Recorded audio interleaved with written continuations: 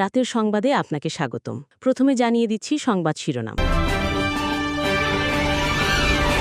সিরিয়ায় বাশার আল আসাদের পতনের ১ বছর পরেও দেশে ফেরা নিয়ে দোটানায় রয়েছেন নাগরিকরা।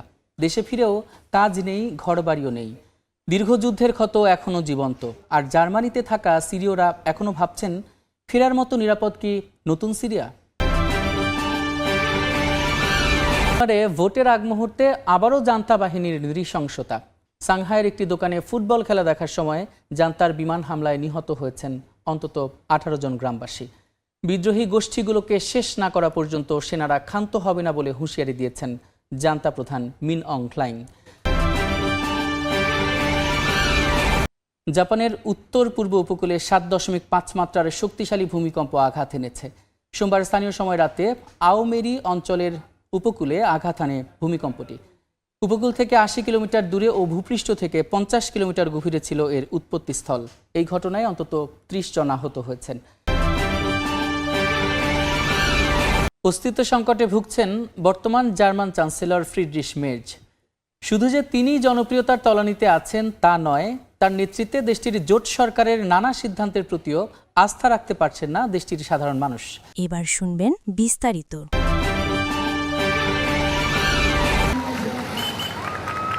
সিরিয়ার সাবেক প্রেসিডেন্ট বাশার আল আসাদ ক্ষমতাচ্যুত হয়েছেন ১ বছর আগে। এরপর ক্ষমতা হাতে তুলে নেন বর্তমান প্রেসিডেন্ট আহমেদ আল শারার। এই ১ বছর পূর্তি উদযাপন করতে দামেস্কের উমাইয়া স্কয়ারে জড়ো হন হাজার হাজার মানুষ। জয়ধ্বনিতে জনসমুদ্রে পরিণত হয় গোটা এলাকা। যুদ্ধকালীন সামরিক পোশাকে ভোরে নামাজ পড়েন প্রেসিডেন্ট আহমেদ আল শারা। এদিন তিনি এক বক্তব্যে বলেন, বিশ্ব সিরিয়াকে আর করুণার চোখে দেখে না, সম্মান ও গর্বের চোখে দেখে। মাত্র ১ বছরে তারা আলো ফিরিয়ে এনেছেন বলেও দাবি করেন তিনি। কিন্তু উৎসবের আড়ালে যুদ্ধপেরা মানুষের গল্প একেবারেই আলাদা। বিভিন্ন দেশ থেকে ফিরে বাসিন্দারা দেখছেন, ঘর নেই, কাজ নেই, জমিও খরায় চৌচির। গেল ১ বছরে সিরিয়ায় ফিরেছেন ১০ লাখের বেশি বাসিন্দা। ধ্বংস হওয়া অবকাঠামো, বেকারত্ব আর সেবা সংকট তাদের জীবনকে আরও কঠিন করে তুলেছে। এছাড়া জার্মানিতে থাকা সিরীয়দের মনেও দেখা দিয়েছে দোটানা। মনোরোগ বিশেষজ্ঞরা বলছেন, অনেকেই জার্মানিতে জীবন গড়ে নিয়েছেন, সন্তানরা স্কুলে যায়, তাই দেশে ফেরা সহজ হবে না। এছাড়া যারা নাগরিকত্ব পাননি তারাও ভয় পাচ্ছেন হঠাৎ কোনো চিঠি এসে বলবে ফিরে যেতে। গত মাসে জার্মান চ্যান্সেলর ঘোষণাও দিয়েছেন, যুদ্ধ শেষ, তাই সিরীয়দের আর আশ্রয়ের কারণ নেই। উদযাপনের দিনে কুর্দি বাস্তুচ্যুতদের জীবনও অনিশ্চয়তায়। আশ্রয় কেন্দ্র থেকে ফিরে সাধারণ মানুষ বলছেন, সারা দেশ উদযাপন করছে, কিন্তু তারা কিছুই অনুভব করেন না। ফেরার নিরাপত্তা নেই। তাছাড়া ঘর ছাড়া মানুষ কিভাবে স্বাধীনতা উদযাপন করবে? কিংবা ফেরার মতো নিরাপদ কি নতুন সিরিয়া?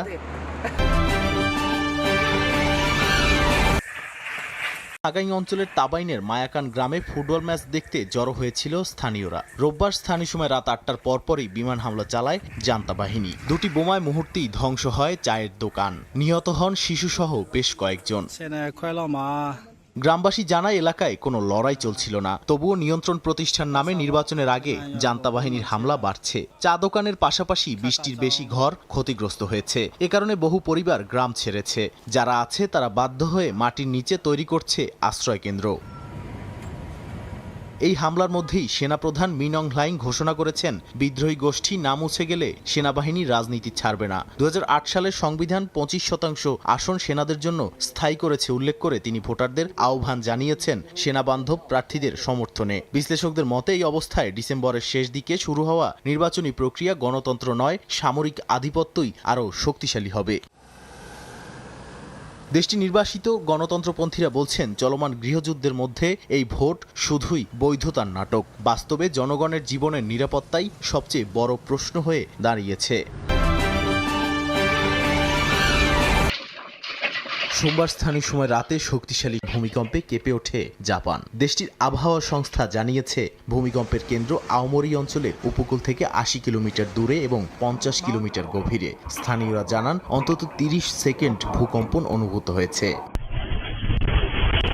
এরই মধ্যে জাপানের হোক্কাইদো, আওমরি ও ইয়াওতে অঞ্চলের উপকূলে 3 মিটার পর্যন্ত সুনামি ঢেউয়ের সতর্কতা জারি করেছে স্থানীয় প্রশাসন। প্রশান্ত মহাসাগরীয় সুনামি সতর্কীকরণ কেন্দ্র জানিয়েছে, জাপান ও রাশিয়ার উপকূলে কেন্দ্রস্থলের 1000 কিলোমিটারের মধ্যে বিপজ্জনক ঢেউ আছড়ে পড়তে পারে।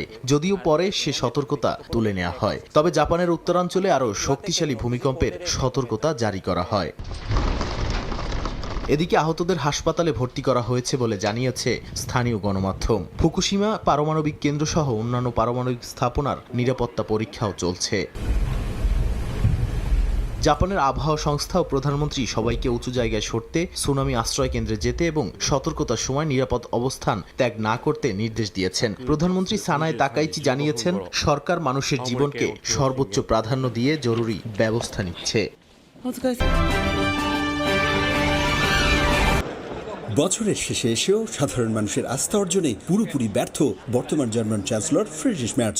সাম্প্রতিক সময়ে করা বেশ কয়েকটি জার্মান গণমাধ্যম, সরকারি ও বেসরকারি নানা জরিপ বলছে, শতকরা মাত্র 23% মানুষ চ্যান্সেলর মের্জের উপর আস্থা রাখলেও 77% মানুষ মনে করছে মেড ইন জার্মানিকে আরও টেকসই ও শক্তিশালী করতে চ্যান্সেলর মের্জ পুরোপুরি ব্যর্থ হয়েছেন।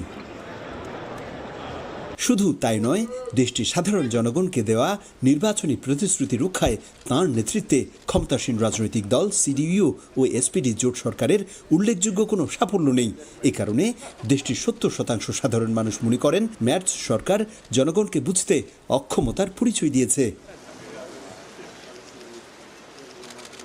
দেশটির অর্থনীতিবিদরা বলছেন, গাড়ি শিল্পে ক্রমবর্ধমান ধস, ভঙ্গুর অর্থনীতি, তরুণদের সামরিক বাহিনীতে যোগদানে প্রশ্নপত্র পূরণে বাধ্যবাধকতা, সামরিক ব্যয় বাড়ানো, রাশিয়া ইউক্রেন যুদ্ধের সমাধান খুঁজতে ব্যর্থ হওয়া, আন্তর্জাতিক রাজনীতিতে প্রভাব বিস্তার করতে না পারা এবং দেশটির জীবনযাত্রার ব্যয় বেড়ে যাওয়ার মতো নানা সমস্যার সমাধানে কার্যকরী পদক্ষেপ নিতে না পারার কারণেই সবচেয়ে কম জনপ্রিয় ব্যক্তিতে রূপান্তরিত হয়েছেন চ্যান্সেলর মের্জ।